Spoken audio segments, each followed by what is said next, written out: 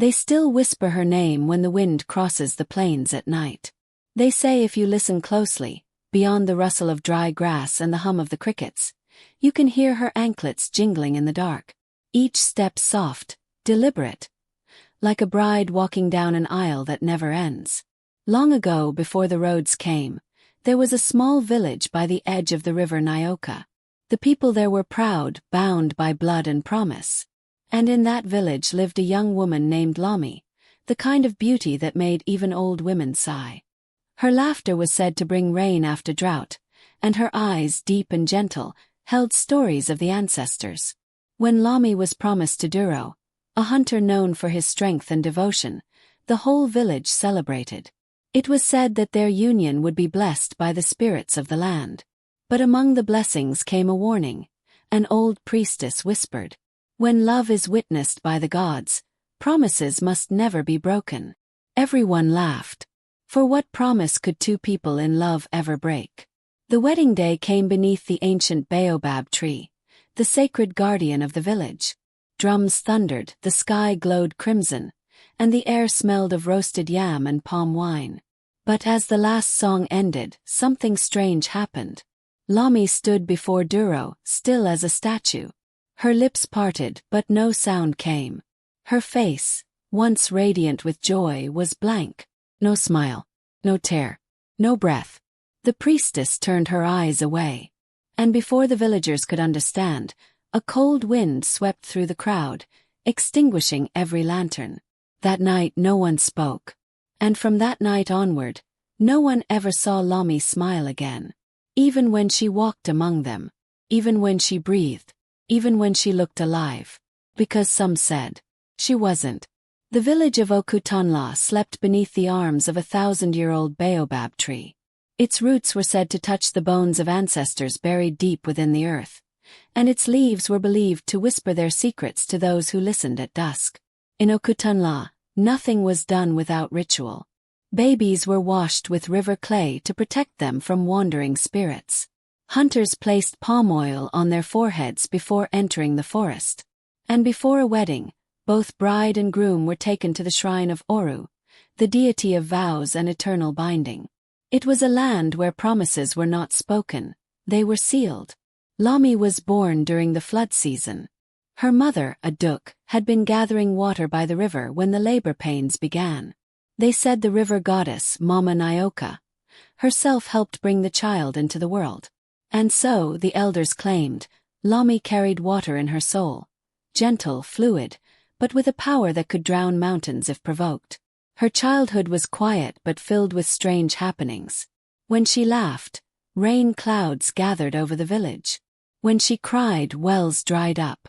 And sometimes at night, a Duk would find her daughter standing outside, staring into the moonlit river, whispering words in a language no one had taught her. Lami, her mother would scold, wrapping a shawl around her shoulders. The river calls to everyone, but not all must answer. But Lami would only smile faintly. Mama, the river says it remembers me. Duro came from a lineage of hunters who served the gods. His father had been known to bring down lions with a single spear. Yet Duro was unlike them. He was kind, thoughtful, almost poetic in the way he spoke to the forest. When he first saw Lami at the market, she was carrying a calabash of palm wine on her head.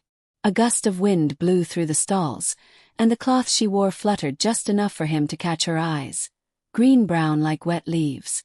That night Duro told his mother, "I have seen the woman the spirits meant for me."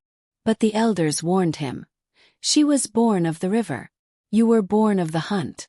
The forest and the water do not share one path. Still he would not listen. For many moons, he courted Lami with gifts of honey, carved ivory beads, and stories of his hunts. She laughed easily, her voice soft as water over stones. He loved that sound. But one evening, while they sat near the river, Lami's laughter faded. "Duro," she whispered, "if we marry, you must promise never to take life near this river again. The goddess watches. She remembers those who spill blood in her sight." He placed his hand on hers. "Then I promise. My love is greater than my hunger for any hunt." The river rippled as if approving. That night, the moon rose crimson. Months later, the wedding preparations began. The village danced for days. Women ground millet and sang songs of fertility. Men carved new stools for the bride's hut. But before the ceremony, the priestess Mama Oyai, old and half-blind, called the couple to the shrine of Oru. The air inside was thick with incense and dust. Cowrie shells lined the altar, and in the dim light, carved wooden faces stared from the walls, ancestors forever watching.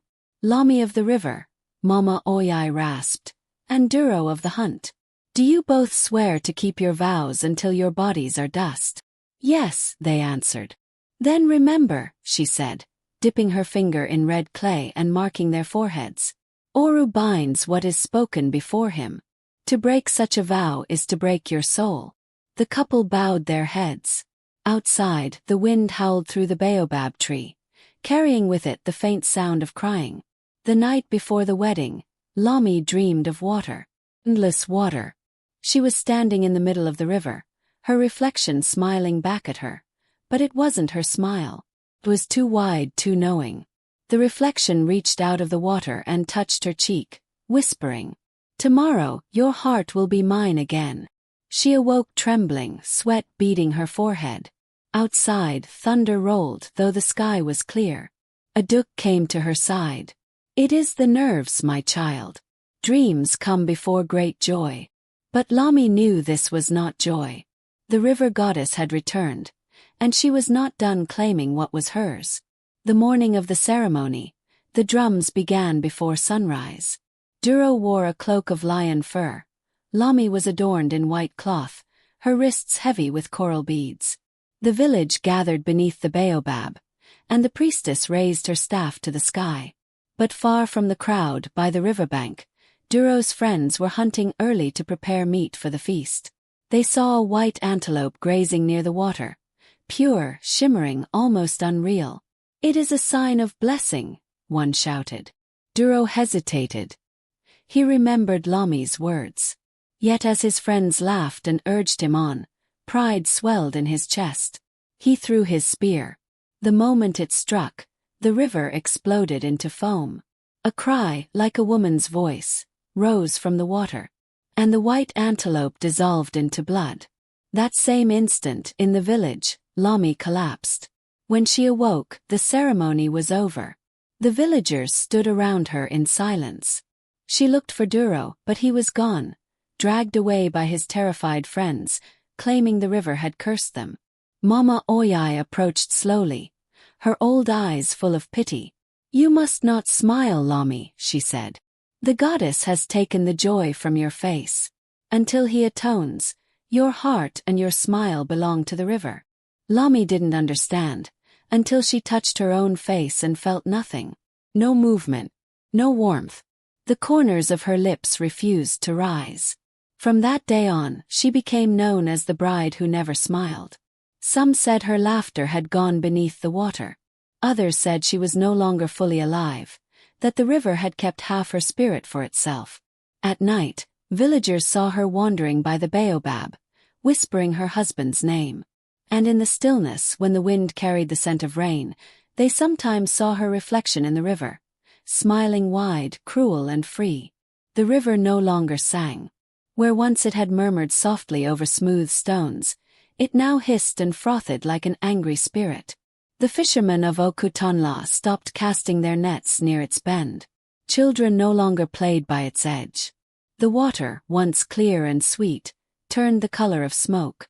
The elders whispered that Mama Nyoka, the river goddess, had been awakened, not by sacrifice but by betrayal.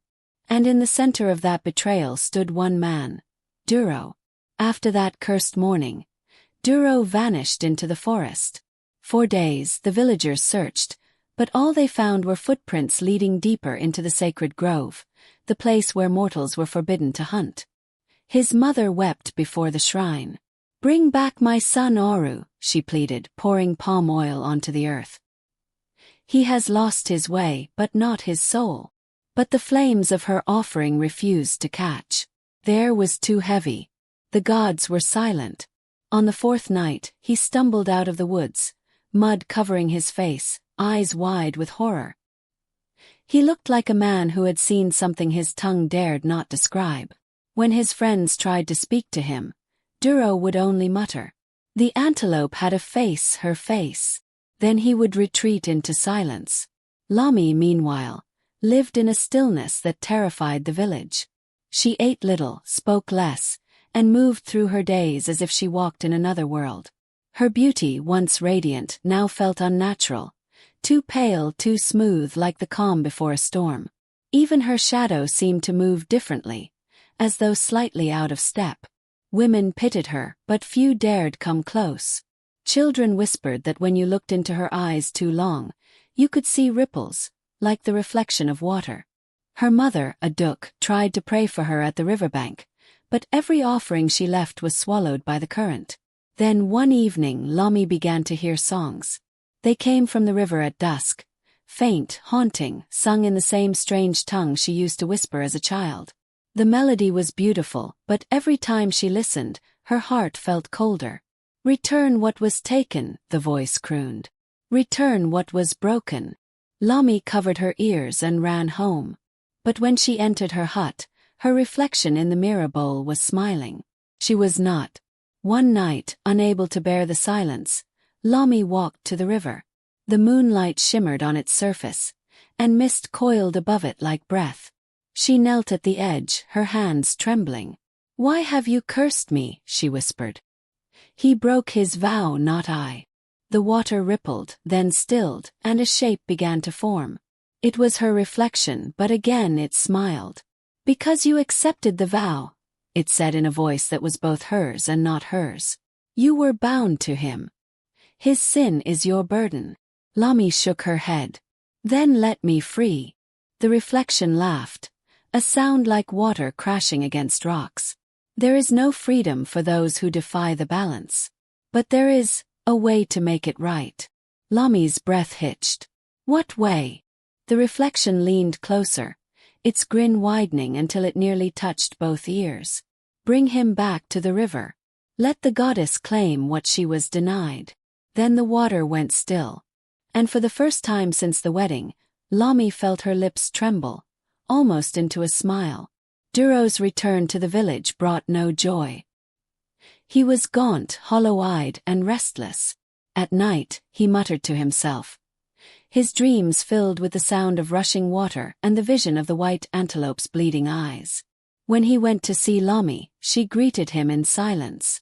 The air between them was thick with something unspoken. Love, regret, and fear tangled like vines. "Lami," he said finally, voice breaking. "I have wronged you. I have wronged the goddess. I will beg her forgiveness." But Lami only stared at him, her face pale in the lamplight. "Then come to the river," she said. "Tonight." He hesitated. "The river is cursed." "So are we," she replied. "Let us face our curse together." That night, the moon was hidden behind clouds. The village dogs refused to bark. Even the insects fell silent. Lami led Duro down the narrow path to the riverbank. She moved like a shadow, silent and deliberate. He followed, the sound of his heartbeat echoing louder than his footsteps. When they reached the water, mist hung low over the surface. It smelled of copper and salt. "Speak your apology," Lami said softly. Duro knelt, his voice trembling. "Mama Nyoka, forgive me. Broke my vow. I took life in your sight. Spare my wife, take me instead." For a moment nothing happened. Then the river began to glow, a faint blue light rising from its depths. The mist thickened, swirling into a shape, a woman's figure, tall and dripping with water, her eyes bright like fish scales. "You offer your life," the voice murmured. "And what of the promise you shared?" Lami's eyes widened.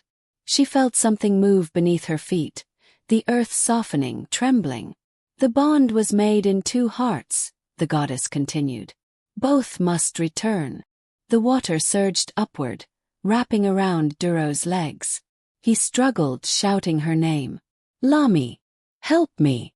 She reached out instinctively but froze. In the reflection of the water, her face was smiling again.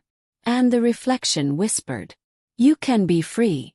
For the first time, something dark flickered in Lami's gaze. She whispered, "Then take him." The river exploded in light and roar. Duro screamed once, then vanished beneath the waves. When silence returned, only Lami remained, her face serene, her eyes reflecting the moonlight. She felt warmth spread across her lips. Slowly she smiled. When dawn came, Duro's body was found at the edge of the river. His eyes open, his mouth filled with water lilies. The villagers buried him beneath the baobab. No one spoke of how he died, but everyone noticed that Lami smiled again. It was not a warm smile. It was too calm, too perfect. Mama Oyai confronted her in secret. "You broke the vow," the priestess said, her old voice shaking. "You delivered your husband's soul to the goddess. Do you know what you have done?" Lami's smile didn't fade. "I restored balance." Mama Oyai raised her staff, trembling with fury. "You restored nothing. You have become what you feared, a vessel of the river's hunger. She will not stop with one soul." The wind howled outside. The oil lamps flickered. When the priestess looked again, Lami was gone, leaving behind only a trail of wet footprints leading toward the river. In the days that followed, strange things began to happen. Water seeped through the cracks of every home, even during the dry season. Children claimed to see a woman in white standing by the river at night, her hair floating as if underwater. Fishermen found their nets tangled with human hair. One night, a duck heard her daughter's voice calling from outside her hut. "Mama," it whispered softly. She rushed to the door and froze. Lami stood by the threshold, drenched, her smile wide and unblinking. "Come," she said. "The river remembers you too." A duck screamed and shut the door, but by morning she was gone. Her shawl found floating near the river bend. The elders gathered under the baobab, desperate for guidance. Mama Oyai, her hands shaking, declared that the curse had fully awakened. "The goddess has taken a bride," she said, "and she is feeding through her." They decided to seal the river shrine, to offer sacrifices, and to burn the trees around its edge. But as the flames rose, a great storm broke from nowhere, thunder splitting the sky, rain falling in sheets so heavy that the fire died instantly. And from the river came a laughter. Not one but many. The laughter of women. The laughter of water. The laughter of the bride who never smiled, and now never stopped. The storm began at dusk. Thunder rolled over the valley like drums of war, and lightning slashed across the horizon, lighting the river in ghostly flashes. The people of Okutanla barred their doors, clutching charms and whispering prayers. They knew, deep in their bones, that this storm was not of the sky. It was her coming. The first to see her was the blind drummer, old Olafin. He sat near the shrine, feeling the tremors through the ground. The rhythm beneath the soil no longer matched the rain. It pulsed, steady and alive like a heartbeat. And then he heard the sound of bare feet in the water. Low and hurried, each step leaving ripples that glowed faintly blue. "Who walks the river when it rages?" Olafin murmured, clutching his drum. The answer came as a whisper carried by wind. "The bride who kept her promise." He turned toward the voice. Lightning flashed, and there she was, Lami. Her white wrapper clung to her like a second skin, soaked and heavy. Her hair floated weightlessly, even though there was no breeze. Her eyes were pure silver, reflections of the moon, though the sky was clouded. And on her face was that same impossible smile. The villagers watched from their huts as Lami walked through the rain. The river swelled behind her like something breathing. When she reached the old shrine, she stopped, her gaze locked on the crumbling idol of Mama Nyoka, the river goddess. The air vibrated with low, rhythmic humming, the same melody Lami once heard in her dreams. Then the idol cracked. From within it poured water, not muddy river water, but dark, glassy liquid that shimmered with moving faces. The faces of those who had drowned, those taken by the current, those who had broken vows long ago. They whispered in unison, "The debt is not yet paid." Lami stepped forward, her body trembling as the voices swirled around her. "I gave you what you asked," she said softly. "I brought him back." The river roared in response, so loud the ground split open near her feet. From the chasm rose a towering shape, half woman, half serpent, crowned with woven reeds and dripping pearls of water. Her voice was thunder and honey at once. "He was not yours to give. He was mine to take. But now you belong to me." Lami gasped, stepping back, but her feet sank into the mud, held fast. The goddess's watery arms stretched forward, wrapping around her waist, pulling her toward the river's heart. As she struggled, villagers ran to the shrine, carrying torches that sputtered in the rain. Mama Oyai was among them, chanting old words that hadn't been spoken since the founding of Okutanla. "By earth and flame, by blood and name, we sever the bond that defies the gods." But the goddess only laughed, and the torches blew out one by one.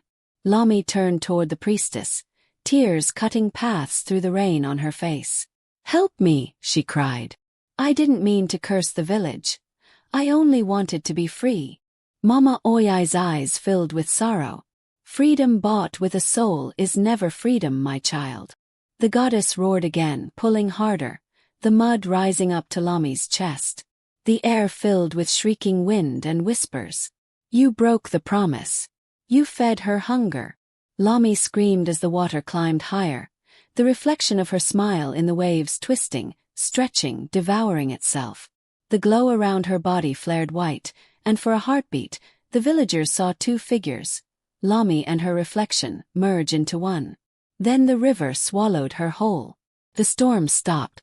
Silence fell, so deep that the villagers could hear their own breathing. The rain ceased, and the clouds parted to reveal a pale, trembling moon. The river, moments ago wild and furious, was now calm. "Come." Mama Oyai approached the edge, her staff sinking into the wet earth. She peered into the water and saw a faint light drifting beneath the surface, a woman's shape, swaying like seaweed. Then it faded. The priestess whispered, "She has become the bride of the river." The people lowered their heads in sorrow. No one spoke of forgiveness, because none believed it was possible. That night, they sealed the shrine with stones, chanting prayers until their voices broke. But every year on the anniversary of the storm, the river's surface shimmered, and those who looked long enough swore they saw a woman beneath the water, smiling up at the moon. And sometimes, if the wind was still, a voice would rise from the depths, whispering, "Promises are not meant to be broken. They are meant to be kept, even in death." The morning after the storm, the village of Okutanla was unrecognizable. The air smelled of wet clay and salt, and mist clung to the trees like shrouds. Houses had been crushed by falling branches, shrines shattered, and the earth itself seemed bruised. But the strangest thing of all was the silence. No frogs croaked, no birds sang. Even the wind refused to move through the grass. The world felt as though it were holding its breath, afraid to wake something that had gone back to sleep. The villagers gathered near the river's edge, led by Mama Oyai, their faces pale and hollow. The once lively water was calm now, its surface smooth as glass, but the people stood at a distance. None dared to cross it. The old priestess bent to the ground and drew a single symbol in the mud, the mark of remembrance, to honor those taken by the gods. Then, with trembling hands, she whispered, "She is gone. May her spirit find peace beneath the current." The people murmured prayers, but peace was not something easily found in Okutanla anymore. For days, strange things began to happen. Goats refused to drink from the river. Children woke up at night, crying that a woman had been standing by their doors. Her wedding beads glistening wet, her smile pale and fixed. And at dawn, whenever the mist hung low, footprints would appear near the bank, bare feet, leading into the water, never out. Years passed. The village rebuilt itself, brick by brick, but no one ever married by the river again. The old ritual, the vow of the river bride, was abandoned. Instead, the elders built a stone altar high on dry land, far from the currents. Yet the story of Lami, the bride who never smiled, lived on. Mothers told it to their daughters on the eve of their weddings. Old men recited it to the young by firelight. It was no longer just a tale of tragedy. It had become a warning etched deep into the heart of their culture. Never make a promise to the gods and forget to keep it. For even if you run from your vow, your shadow will not. Before she died, Mama Oyai made one final pilgrimage to the river.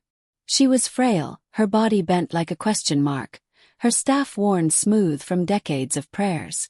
She stood at the bank as the sun set, the sky glowing red like spilled blood. The river was calm, reflecting the fading light. And for the first time in many years she smiled softly. Because there, just beneath the surface, she saw her. Lami, her face serene, her hair floating like a halo, her eyes closed as though in sleep. And though her lips were still curved in that haunting smile, there was no malice in it now. Only peace. The priestess knelt, whispered a blessing, and let her staff drift away on the current. That night she passed in her sleep. Her spirit said to have followed the same path, down into the water where the restless bride waited. Today, travelers who come to Okutanla still hear the legend. They're told that if they approach the river at midnight, on the anniversary of the storm, they might see a faint figure rising from the mist. A bride in white, her head bowed, her smile eternal. And if anyone dares to whisper their own broken promise aloud, they'll feel the air grow heavy, as if someone unseen is standing just behind them, listening. The villagers say she collects those words, those lies, and carries them deep beneath the water. Because down there, beneath the currents and the roots of the ancient baobab, the spirits keep a ledger of vows, written not in ink, but in memory. And on the last page, still glowing faintly in the dark, is her name. Lami, the bride who never smiled. Moral of the story. In African wisdom, a promise is not a mere word. It is a bond with the unseen. To break it is to tear a thread from the fabric of destiny itself. And those who do so will find that the gods remember longer than men. Lami's tragedy reminds us that freedom gained by deceit becomes another kind of slavery, one that binds the soul long after the body is gone. So when you speak before your ancestors, when you make a vow to love, protect, or honor, remember her smile. Remember what it cost. Because the river never forgets. And that is the tale of the bride who never smiled. A promise broken, a curse fulfilled, and a love swallowed by the river's heart. Tell me, if you were in her place, would you have broken the vow too?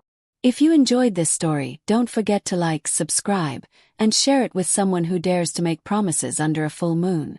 This is Tales by Sanaa, where every whisper carries an ancient truth. See you in the next dark tale.